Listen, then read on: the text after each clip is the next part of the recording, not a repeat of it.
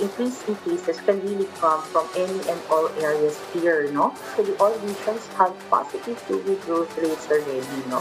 So talagang this is something na nakikita natin in the next few weeks na posibleng tumataas pa yung kaso. The health department is banking on granular lockdowns as it sees more evidence of the Delta community transmission in Metro Manila and Calabarzon. Mas magiging effective at mas magiging advantageous para po sa ating lahat kung bababaan natin ng konti pero mag-granular lockdowns tayo at i-improve po natin yung mga factors dun sa PDITR natin.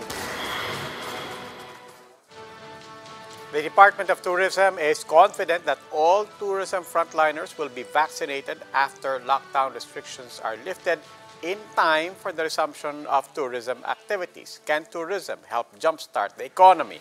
We discuss in this episode of The Chiefs.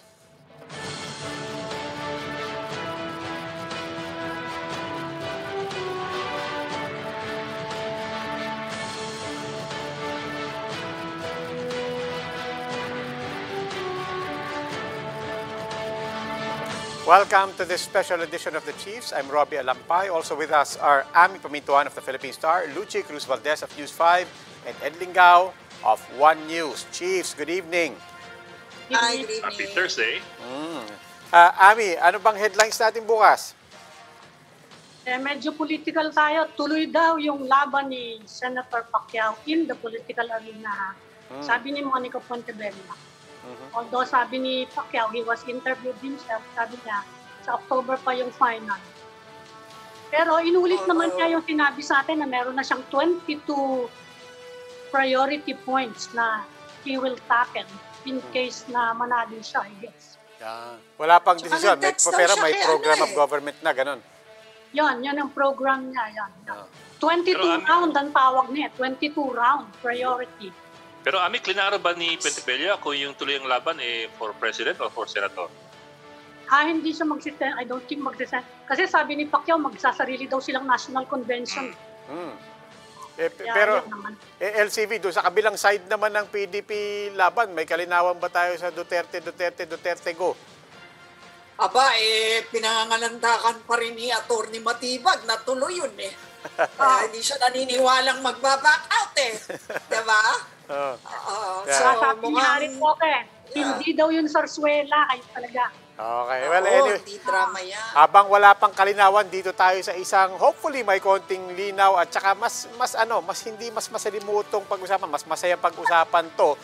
Although meron pa ring mga challenges, meron pa ring mga problems. Let's talk about tourism. Joining us tonight, Tourism Secretary Bernadette Romulo Puyat. Good evening, Secretary. Yes, good evening. Good evening to all our senior but respectable journalists. Ma'am, halos magkabatch lang tayo, ha? Yung mga nasa Zoom lang. Zoom lang. Ayan.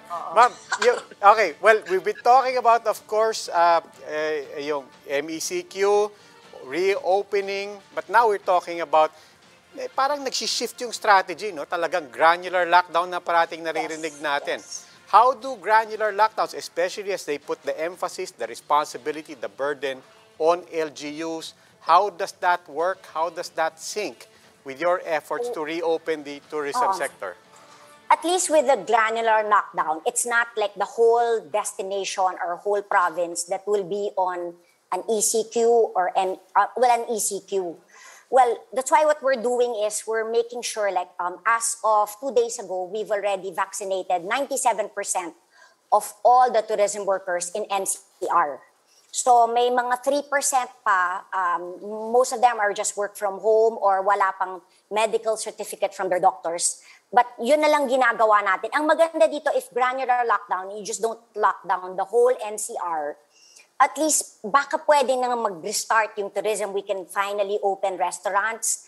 Like at least sa mga DOT-accredited restaurants, close to 100% vaccinated na rin yung mga sa DOT-accredited restaurants. But of course, that when you talk about restaurants, that's voluntary. We're still looking at yung hotels, at least 97%.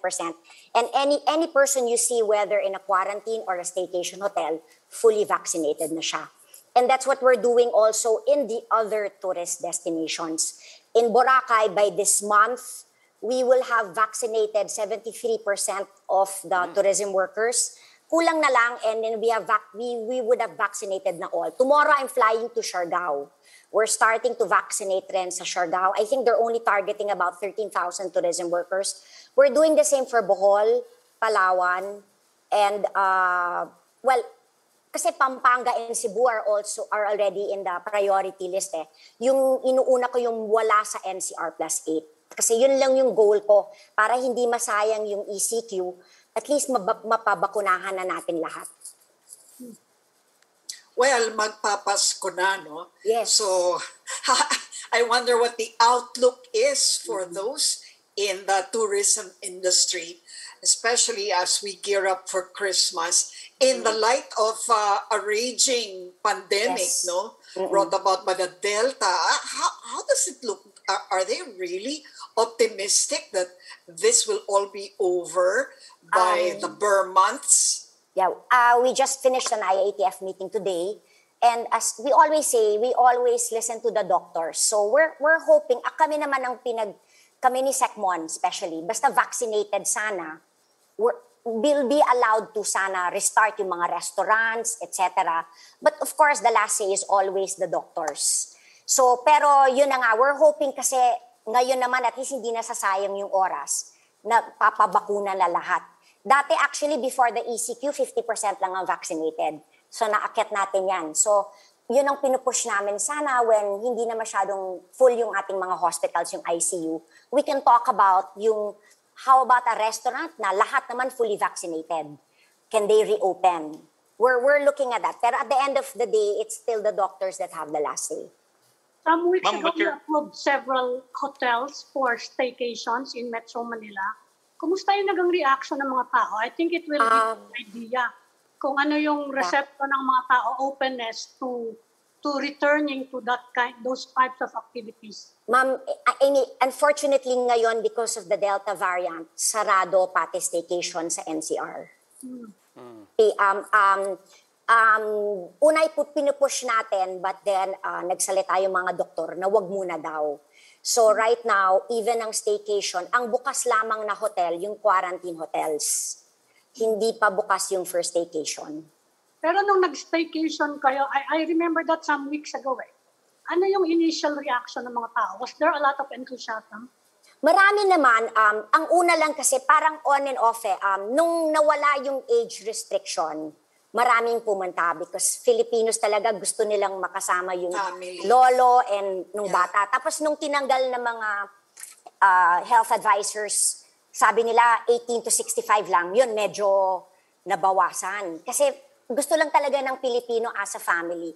So nakiusap ako, I actually said, payagan nyo naman yung below 18 and above 65. Lalo na kung fully vaccinated naman. And kasi parang ang sabi ng mga staycation hotel, pag you limit the age sa staycation, parang pang, well, forgive me, parang pang short time. Eh, di ba, gusto mong, pamilya talaga eh. So parang before this Delta variant, pumayag na no age restriction, basta above 18 fully vaccinated, syempre below 18, dapat mag-RT-PCR. Marami, basta ang pamilya excited. Yes, ma'am, you so far talked about vaccination for tourism workers, and of course that makes sense. But there's also been talk in the last few weeks about creating safe spaces for customers naman who have been vaccinated versus customers who have not been vaccinated or are not fully vaccinated yet. I'm wondering what you feel or think about these proposals. Some kasi would say that there's some sort of segregation involved here, and some would be uncomfortable with the idea. What about you? What do you think? Kami lang naman, kasi sinasabi nila it's supposedly against the Constitution, there's discrimination. So that's why I'm really just working on vaccinating lang our tourism workers. Ang gusto ko sana, kung fully vaccinated, regardless of quarantine, sana makabukas.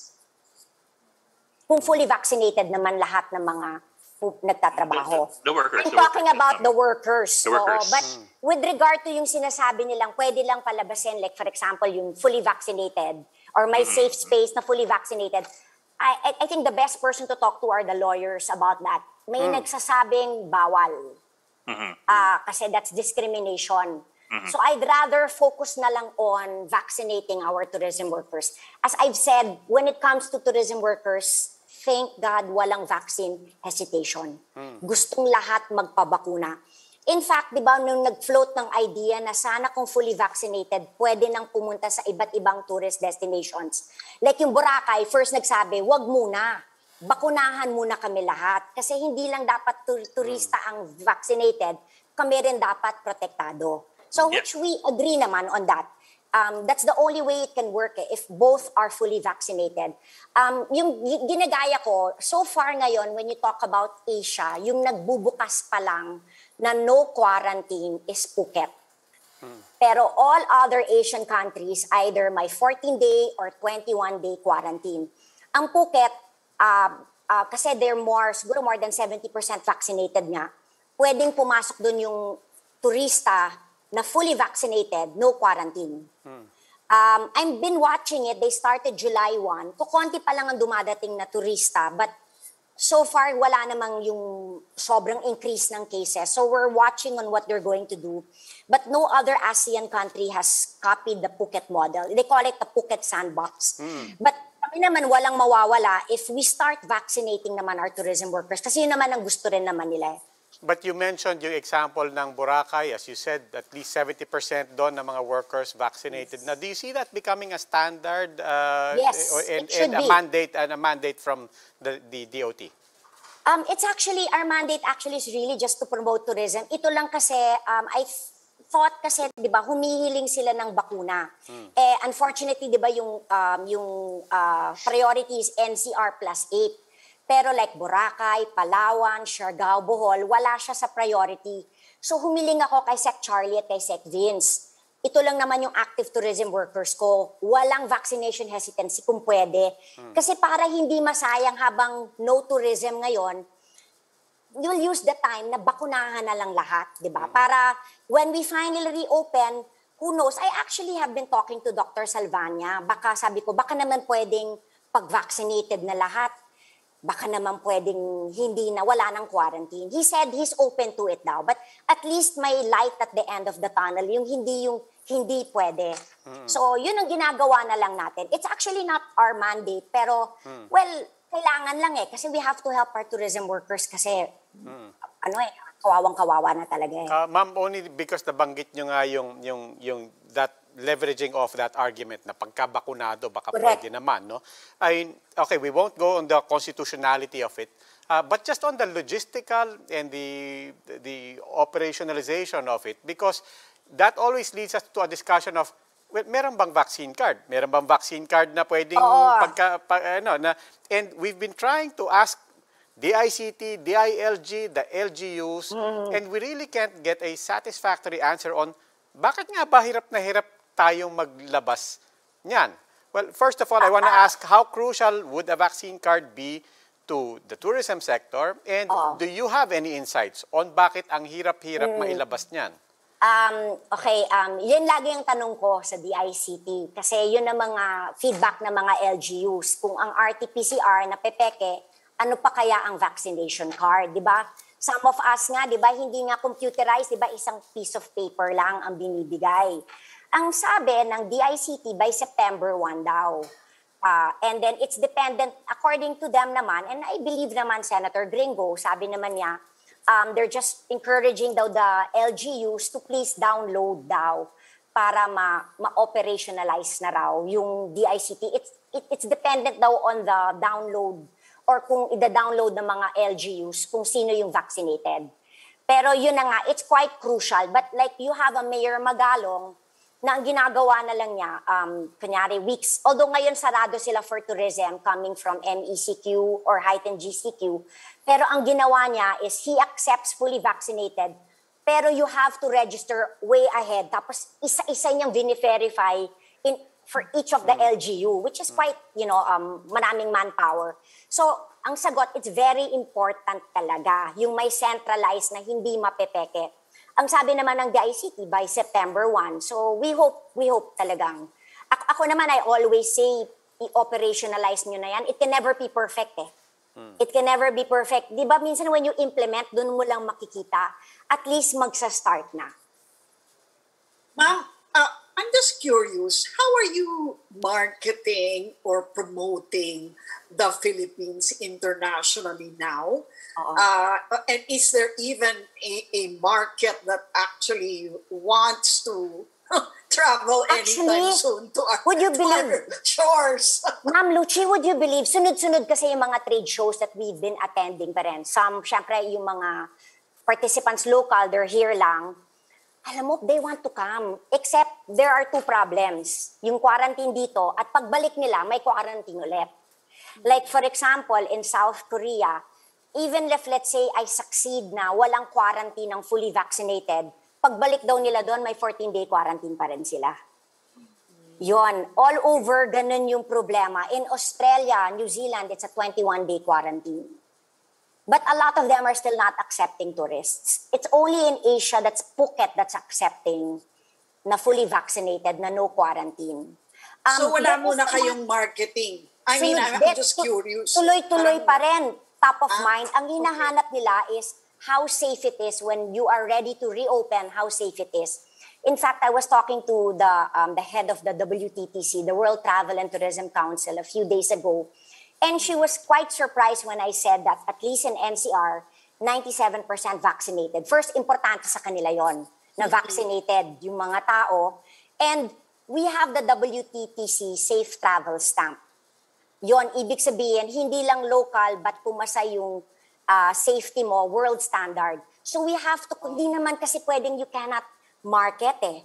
Kasi baka maiwanan tayo. Tuloy-tuloy yung... Out of sight, out of mind. Yes, out of sight, out of mind. Tuloy-tuloy pa rin yan. We have attachés. We are telling them na we are ready. Ito, this is what we're doing. We are vaccinating. Yun yung labanan ngayon eh. It's vaccination of the tourist site. And then we are continuously, yung WTTC, yung worldwide standard, yung mga hotels. Kasi once they have a safe travel stamp, yun ay posted on the WTTC at worldwide yun. So at least we are showing them na hindi pwedeng out of sight, out of mind. Yes. Pero bagsak na bagsak pa rin yung industry, ano? Correct. Bagsak na bagsak pa rin. It's really one of the hardest things. May hinihingi ba sila anything new from last year? May hinihingi ba silang additional na tulong? The hotels, the restaurants? Yung mga humingi sila ng yung working capital loan. Nung una kasi, 'di ba, yun ang hiningi nila kasi contrary to what people think, 98% are actually from the MSMEs. So nung una hiningi nila yung grace period kasi actually meron ng 6 billion under Bayanihan 2 na 4 years to pay, 0 interest, 0 collateral. Pero 1 year grace period. Finally, pumayag naman ng SB Corp, 2 years na yung grace period. Yun lang mga hinihingi nila. Binibigay naman, to be fair sa SB Corp, binibigay naman nila. The reason why they wanted the 2-year grace period, kasi hindi mo nga alam na kung kailan magsisimula eh. So far, very tapos no collateral, importante rin yun. Or kunyari yung papakita lang nila where they will get the income. It doesn't have to be through tourism, can be another business. So, very lenient. And so far, every time we ask naman concessions from SB Corp, binibigay naman nila. Yung big players, may hinihingi rin ba? Kasi pati sila bagsak din eh. Oo. Sila kasi, well, the 6 billion na binigay sa amin was only for MSMEs.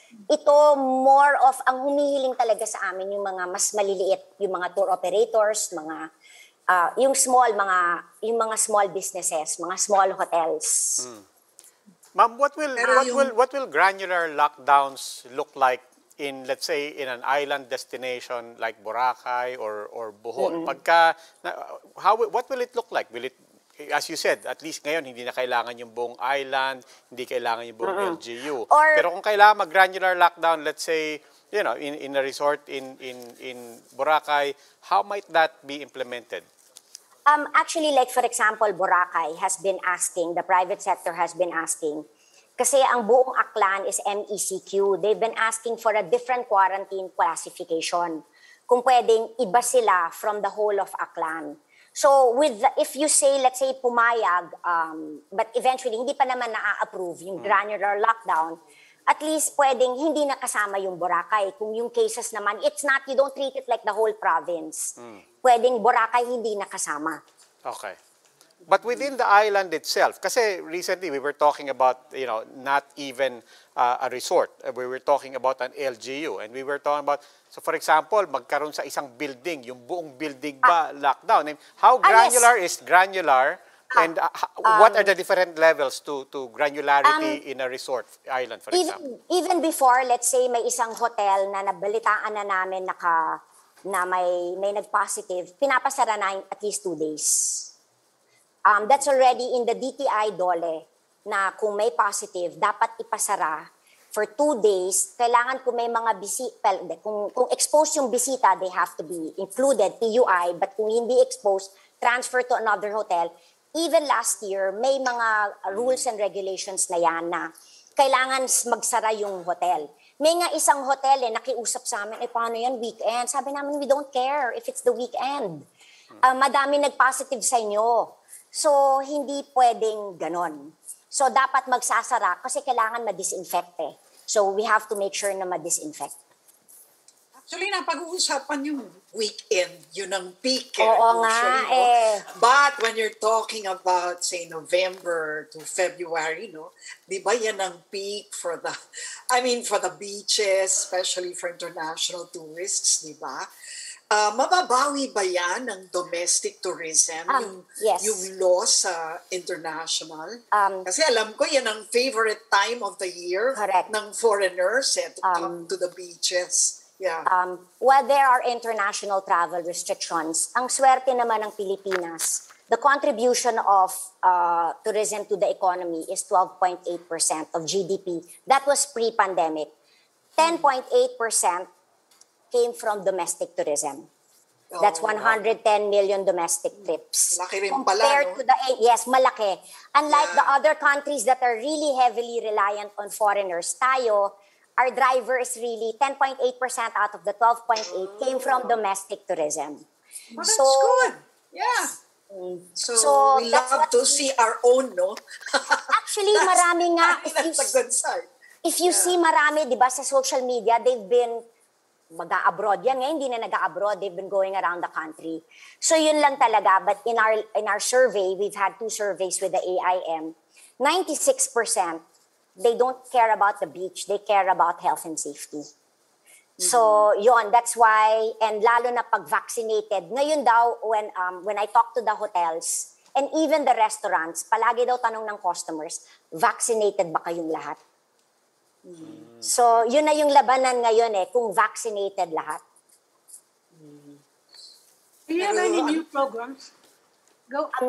So far, programs for the rest of the year? Tuloy-tuloy pa rin yung mga training natin under the new normal. Tuloy-tuloy pa rin yun. Meron nga kami ngayon, it's more, we have trainings on mental health, etc. Kasi so it's and then of course tuloy-tuloy pa rin yung mga our attaches kasi abroad slowly may hybrid na naman so they've been going tuloy-tuloy pa rin yung promotion but tuloy we're still focusing on the working capital loans, financial assistance. Nakapagbigay na tayo ng 620,000 for under bayanihan 2 ngayon. This is what I'm surprised with. We were giving 5,000 pesos each of financial assistance. Would you believe mas masaya sila sa bakuna kaysa sa financial assistance? I was quite surprised kasi umikot rin naman ako when we were giving financial assistance.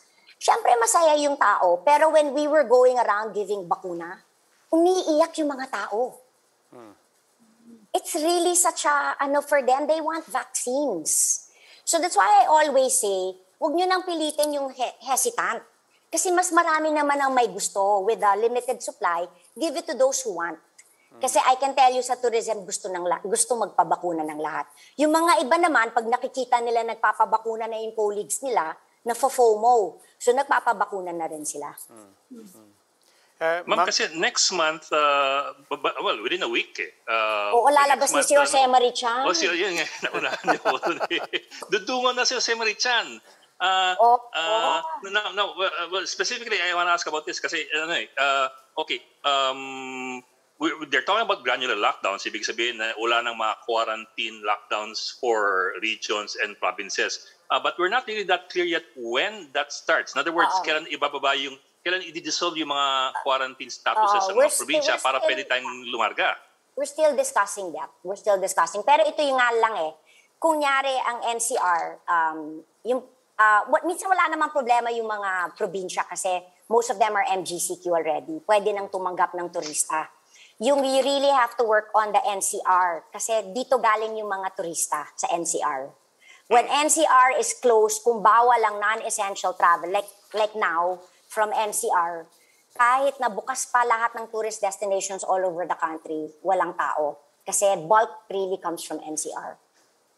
But do we have a timetable for this, in dissolution of the quarantine statuses? I wish I had. Kasi di ba nangyari yung favorite ko nung March, excited na, puno na dapat for Holy Week and summer, tapos tumaas ang cases natin, so lockdown. Tapos okay na dapat, may bakuna na, tapos Delta variant naman. Okay. So I wish I could give in fact whenever I talk to my colleagues abroad, wala rin nagbibigay na ng target, wala na.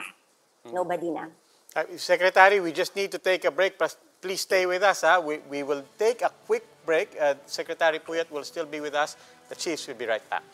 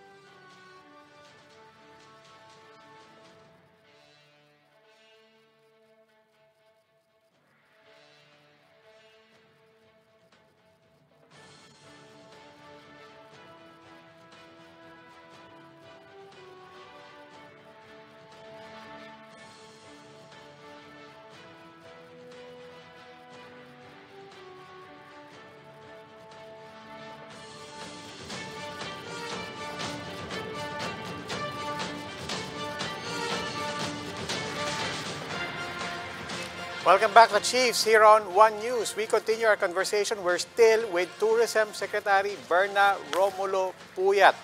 Secretary PUYAT, thanks for hanging around and staying with us. Kanina po, nabanggit nyo nga, napakaalga. Pinakamahalaga sa lahat ng turista pa rin, safety. Yun pa rin. You also mentioned that a lot of people desperately need this for their mental health and so on. I'm just wondering, beyond this pandemic, and as we anticipate the new normal, quote-unquote, lumalaki po ba yung category na yun? Do you anticipate that health and wellness as a subsector and as a proposition of tourism, lumalaki ba yan? Is that something that we should keep on our radars as a nation and as entrepreneurs?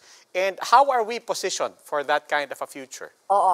That's why we had already 2 surveys with the AIM kasi we wanted to see the travelers' preferences during the pandemic. For example, sinabi nila 96% na health and safety. Tapos hinahanap ngayon puro smaller groups, outdoor, biking, mountain climbing, small groups. So based on that, we are catering ngayon kung yung pag-promotion namin based on yung anong hinahanap ng mga mga travelers. By the way, farm tourism biglang nag-boom. I mean, that's always been close to my heart. Pero kasi I came from the Department of Agriculture for 12 years. Plantita. People want to know where their food comes from. And syempre they want, in fact nga, we have farms under our farm tourism category. Gusto ng mga farmers ma-vaccinate. Kasi it has come to the point na pag bumibili daw, tinatanong daw, yung magsasaka ba nito vaccinated? Parang nagiging paranoid yung mga tao. So, in fact, we've had farms in Batangas who've been wanting, buti na lang na-vaccinate na natin. So yun. And of course, medical tourism. Of course, people are more interested now about their health, etc. Pero yung mas nananaig talaga, yung outdoor, yung, health and wellness, they want to travel because number one, for their sanity. Yun.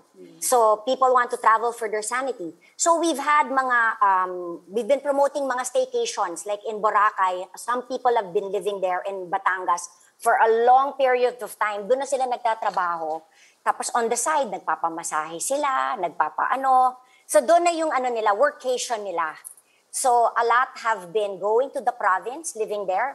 A lot have also been living in La Union. Para lang, in the mornings daw, magsusurfing muna sila. This is not our market before. Tapos mag-zoom the whole day. Tapos surfing na naman. It's for their Pwede natin sanity. gawin yan. Workation? Workation. You'll see ngayon na longer. Kayo na lang. Sa Surigao tayo, Nadine Lustre nandun. Oo nga. No makeup. What about the food tourism? Kasi you've been promoting it as well. Correct. Do you see any changes affected by the pandemic? I was quite happy na akala ko yun ang unang mawawala at the start of the pandemic. Kasi, pero ngayon nga it started off, di ba, nung sa Instagram, nung bawal tayo lumabas. Lumabas lahat ng mga home cooks, lahat ng mga homemade recipes ng kanilang lolo at lola, naglabasan na. Yeah. Ang sarap. And people have been really, have been wanting to go to all these different places. Yung people will still travel for food as long as health and safety protocols are in place. That's why nga lalo na yung Negros Occidental, may nagka-text sa akin, Ma'am, bakit puro Boracay lang, tourist destination? Kami rin yung mga restaurants din namin gusto magpabakuna. Yung mga waiters. So, ang maganda lang naman talaga, yun na nga that's the only way Even in Pampanga, about 2 weeks ago, I was in Pampanga, ang luminya for vaccination were the restaurants. Kasi alam nila, di ba Pampanga, puntahan talaga ng like yung sisig. Kainan yan.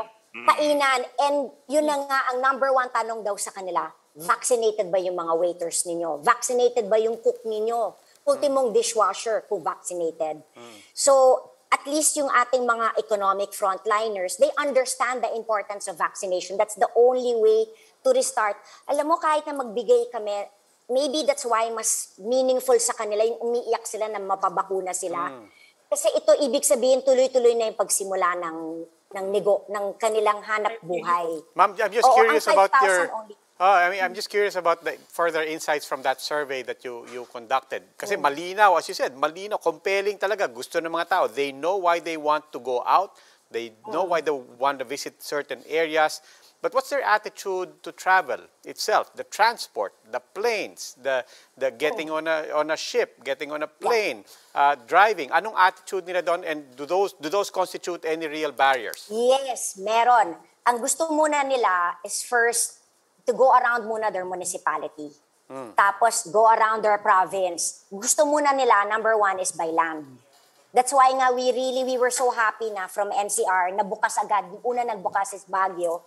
Kasi gusto nila yung sarili nilang bubble sa kotse, tapos pupunta sila sa Baguio. So number one preference is still by land. Second na lang yung by air. Correct. Of course, ang laki ng lugi ng mga airline tuloy. No? Yes. I mean, I think they're one of the biggest liabilities, no? Correct. Sa pandemic na ito. Lalo na nakakaawa, for example, magsasara ulit ang tourism, naiiyak sila ulit kasi though hindi na sila nag-charge, di ba, pag rebooking, ang laki naman ng lugi. But yun na nga, all I know is at least all the airlines, yung workers there are also vaccinated na. I think everybody's focusing all over the world kasi yung pinag-uusapan ngayon is bakuna. Yes. Okay. What about other downstream industries like yung mga souvenir shops, di ba? Kasi, especially foreigners who used to come here, no? Pre-pandemic. Di ba yung mga more popular souvenirs from the Philippines, no? I wonder how they're doing. Yun yung mga Siyempre, very special, ano tawag doon? Specialty skills or whatever. yung magbibili nun talaga is international clients. Exactly. That's why when we talk about vaccination, hindi lang yung nagtatrabaho sa hotel. Binakunahan namin all the tricycle drivers, lahat ng yung masahista, yung nagbebenta sa souvenir shop, lahat yon bakunado. Kasama yon sa active tourism workers. Hindi na pwede yung tourism workers lang yung nagtatrabaho sa hotel. Lahat, pati yung bankero, lahat yon pumipila para mabakunahan. So that's the only way. But syempre, we're hoping na maybe that's why nga we're working on Boracay. We're only talking about active tourism workers. Of course, we will work on the residents, yung hindi kaharap yung mga tao. Syempre, as soon as that happens, I'm already talking to the health experts na, is there a possibility? Kung yung makikita lang ng mga foreigners, bakunado, pwede na ba magbukas, walang quarantine? So palaging sinasabi nilang, bakunahan mo muna lahat. So that's what we're doing. Kanina you mentioned that you're giving mental health services to tourism workers. Ano yun? Did you initiate that or did they ask for it? Marami. First, we did it kasi within the DOT. Kasi some thrived under work from home, some hindi talaga. Tapos when we talked about it, hiningi na rin nila na pwede kami rin. And then so, yun. In fact nga, before the show, nag-uusap nga kami na dapat ang pinapanood mo lang yung mga happy. Yung mga rom-com, yung kasi ang, di ba, lungkot-lungkot na, di ba, happy lahat. But yung hinahanap talaga ng lahat is yun na nga the light at the end of the tunnel. But as of now, well, yun yung bakuna ang tinitingnan. Pero yung mental wellness, yun, hinanap talaga. But yun nga, yung disadvantage mo lang doon is that, syempre yung nare-reach lang namin, yung via Zoom. Iba pa rin yung face-to-face. Like, marami kaming programs we wanted sana during the first half. Meron na yung hybrid mix. Iba pa rin kasi yung face-to-face. Pero because of quarantine restrictions, natigilan. Pero hopefully, baka pagbakunado na lahat, maybe we could have some of those, yung face-to-face. Maybe hahaluan mo yung Filipino brand of service under the new normal na may kasamang health and mental wellness. Ano yung mental stress nila? From quarantine or from more of nawala ng hanap buhay. Saan sila pupulutin? Anong mangyayari sa mga anak nila? Or yung mga iba na stress na yung anak nila sila nag-tutor. Ang hirap. Or mag-work from home pero hindi gaya ng mga ibang bahay, may kanya-kanyang kwarto. Sila, di ba, sa isang corner, yung mga anak nila nag-aaral.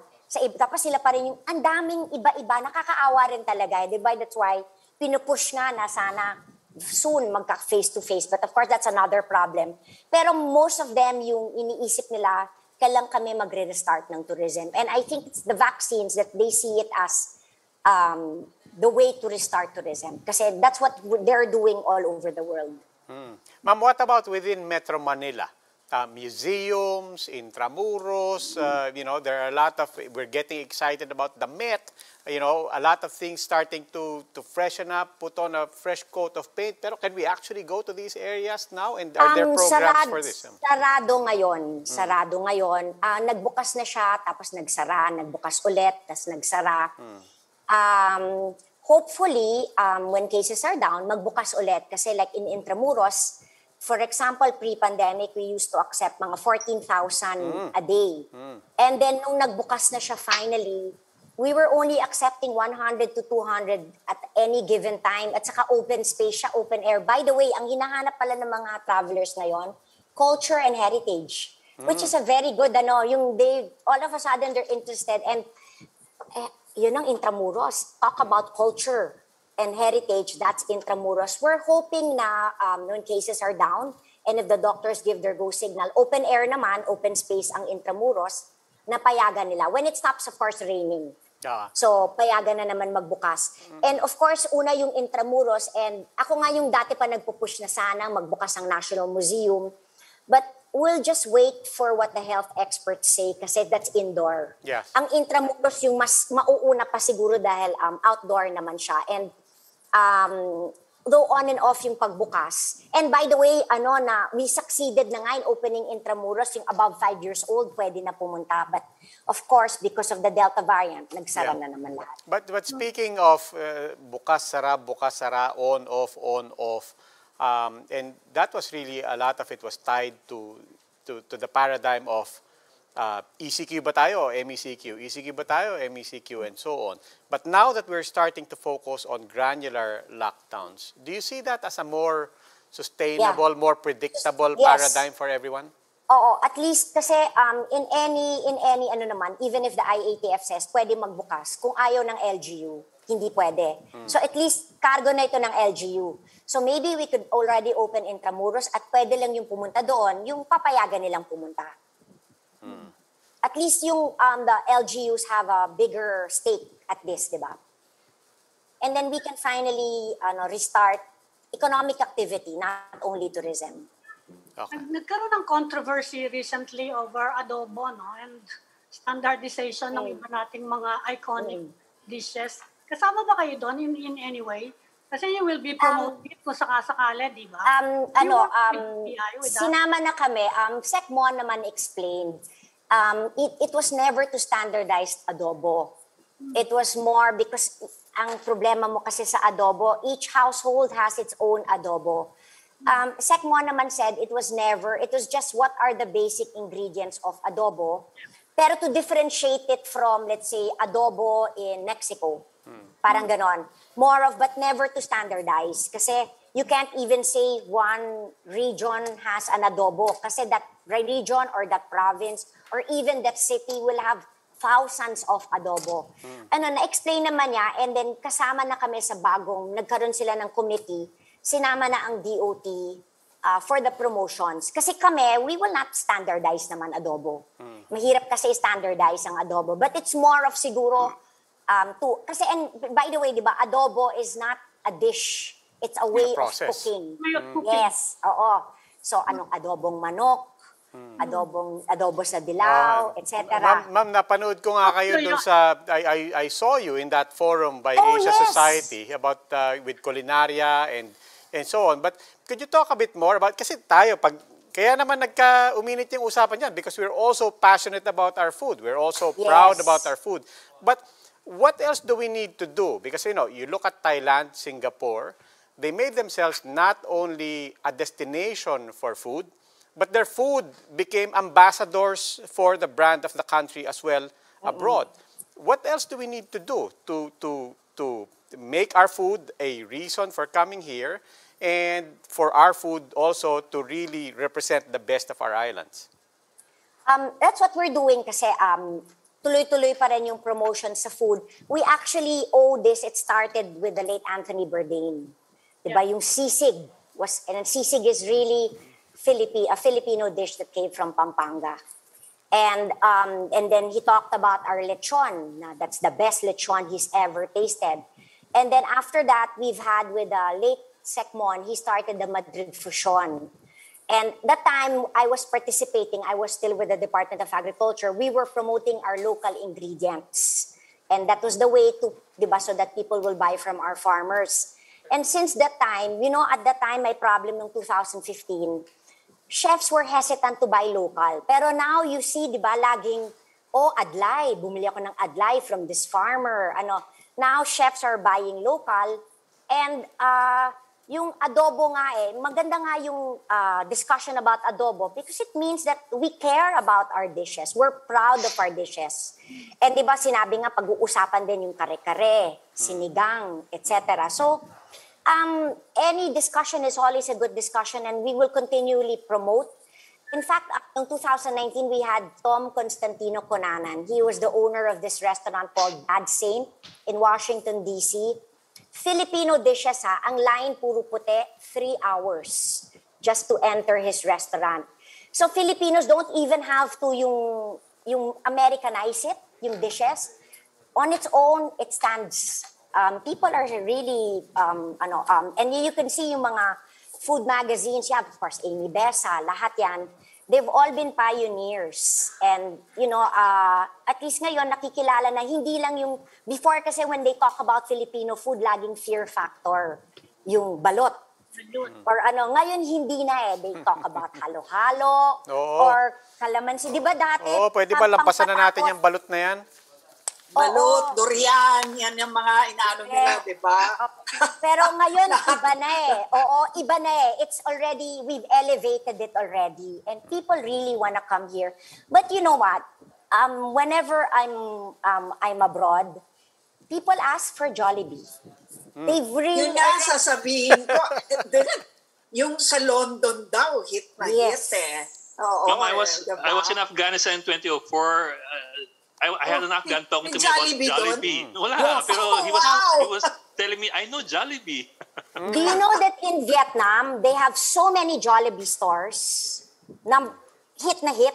And for them, that's Filipino food. Yes. Is that good or bad that they For think me, that as long as they know it's the Filipino. hamburger is Filipino food? No, as long as they know it's Filipino, sweet spaghetti is really Filipino. Yes, that's Oo, true. atin talaga yon. Spaghetti with hot dog. Oo, atin na atin. Although my children, I'm not sure about your children, they find it, Mom, why sweet spaghetti? But ako, for me, it's comfort food. Sweet. Yung Makati supermarket spaghetti, yun, hinahanap ko yun. 3M pizza, sweet. Kasi gusto natin sweet. 3M pizza, sarap. 3M pizza. Yes. Oo, Puno 3M, ng naalala cheddar mo, cheese. oo, na yung medyo yung tomato sauce. Veteran reporter yan eh. Tomato Hindi pa sauce. yun tsaka- eh. Oo, kaya naman sinasabi na senior, di ba? But these are, it makes us smile. Eh. Sweet spaghetti, I mean, I love it. I mean, I ordered it, but my kids find it strange. But ako, it's still my comfort food. And ako okay lang, it's still uniquely Filipino. In fact, in that interview with the Asia Society, tinanong nila, is there such a thing as Filipino food? What? Yes. Yes, because sinabi nga of the late Doreen Fernandez, kahit na let's say you kinopya mo from another province, when it's already in the Philippines, you indigenize it, you make it your own. Sarili mong ingredients. Like, ensaymada. Pag pumunta ka sa Madrid, walang lasa dito. May ube, Yes, may queso de bola. In fact, foreigners, when they see the ensaymada here, or even the lechon, they find it very surprising kasi hindi yun ang kanilang dishes abroad. So we've made it our own. So, yun naman maganda eh. And then, thinking ang daming nga foreigners na gusto pa rin pumunta dito, it shows that, we're still top of mind. Yun lang nga, that's why we're still hoping na maybe pag vaccinated na our tourism workers, I hope baka mapayagan na wala ng quarantine. Yun lang naman yung talaga eh. Actually, freelance. yung mga balikbayan, yan Yes. ang mga dapat tuksuin. Siyempre, bukod sa namimiss na nila ang Pilipinas, namimiss nila mga pamilya nila. Nako, di ba? araw-araw may And, nagtatext sa akin na balikbayan. Ma'am, kasi pwede naman umuwi ang mga balikbayan, pero may 10-day Yes. quarantine. Oo. Oo, ma'am, vaccinated naman kami. So, hopefully, I don't know. We're always pushing for that, but of course, at the end of the day, it's the doctors that we have to listen to. But it won't stop me from pushing for it. Sana ngayong Pasko, Correct. lift na ng konti. At least yung fully vaccinated. Tsaka pangalawang Pasko na hindi magkaka-reunions, no? Yung mga Balikbayans are our number 3 largest market. Number 1 is South Korea. And then number 3 ang balikbayans. Secretary, we're almost out of time. We'd like to thank you. You've been so gracious giving us the whole hour of yun na your nga, time. nagulat na ako. Oo. Pero, siyempre, hindi natin pwede tapusin. I'll ask you about the elections. No, but I won't ask you who you're going to support. I want to ask you, kasi we're getting into this, lumalabas na mga kandidato, we're going to have to start asking about their programs, their plans. What should we ask them when it comes to tourism? What's a hard question that we can ask them about what their plans are for tourism? The best question to ask them is, how will you help? First of all, ask them, what are tourism workers? Akala kasi ng lahat, tourism workers, pang mayayaman lang. They don't know that's really everybody. What are their plans on helping our tourism workers? Like yung tinanong ni Ma'am, Amy, ano ba plano mo? Para bang nung sinabi ko vaccination, parang, parang hindi siya mas, parang what are the concrete plans? We have the Tourism Response and Recovery Plan. And number one is working capital loans. And then eventually long-term would be infrastructure. Ano ba yung plano nila? How do they want to restart tourism? What are the steps do they want to do? Yung concrete steps talaga to see if they understand. I have to admit, akala ko when I entered the DOT, yung napakasimple na just promotion, it's quite complicated pala ang tourism. Lalo na ngayong pandemic. It's like for example, this working capital loans, it's the first time that the tourism sector had to have a credit window. They never needed. But now it's needed. You really have to be, and I hope that whoever runs and with tourism as a background, they really have to talk to the private sector. The only way, you have to listen to them. Kasi pag hindi ka makinig, hindi mo malalaman kung ano talaga yung gusto nila. And that's why we found out na kailangan nila ng credit window or kulang yung 1-year grace period, dapat 2-year grace period. Or mas gusto nilang mag-restart ang tourism kaysa ganito, yung continuous ang talk sa kanila. And I guess what are their plans to open up tourism without blaming people? Sana yung yung hindi yung puro reklamo but concrete solutions. Yung tulong-tulong dapat, yung hindi yung tinatamaan lang kami sa gobyerno, pero how can we all help each other? Okay. Tourism Secretary Bernadette Romulo Puyat, maraming salamat po. Thank you very much. Thank you, ma'am. Okay. Thank you. That's all for this special edition of The Chiefs. We hope what was discussed here will keep the conversation going. Before we go, a reminder to our viewers, mask on, wash hands, and stay safe, Philippines. Magpabakuna po tayong lahat. I'm Robbie Alampay. I'm Mami Pamintuan of the Philippine Star. I'm Lucy Cruz Valdez of News 5. I'm Edling Gao, and we are One News.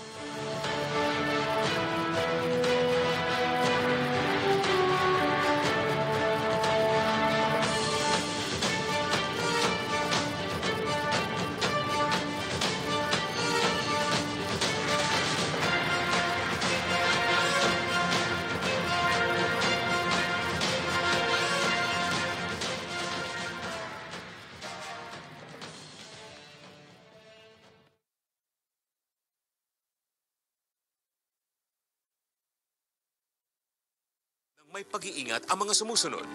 May history ng bleeding disorders o kasalukuyang umiinom ng blood thinners. May allergy sa gamot at pagkain gaya ng itlog. May history ng asthma.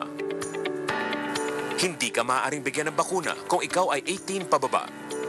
May mga allergy sa sangkap ng bakuna gaya ng polysorbate, polyethylene glycol at iba pa. At nagkaroon ng malubhang allergy pagkatapos ng unang dose. Tandaan na bago bakunahan ay may pagsusuri munang pagdaraanan para garantisado ang kaligtasan. Ito na po kung ang resulta, kung may jackpot winner tayo tonight, according sa ating data center. Congratulations, may isa pong nanalo sa ating Lotto 642. At sa ating Super Lotto 649, no jackpot.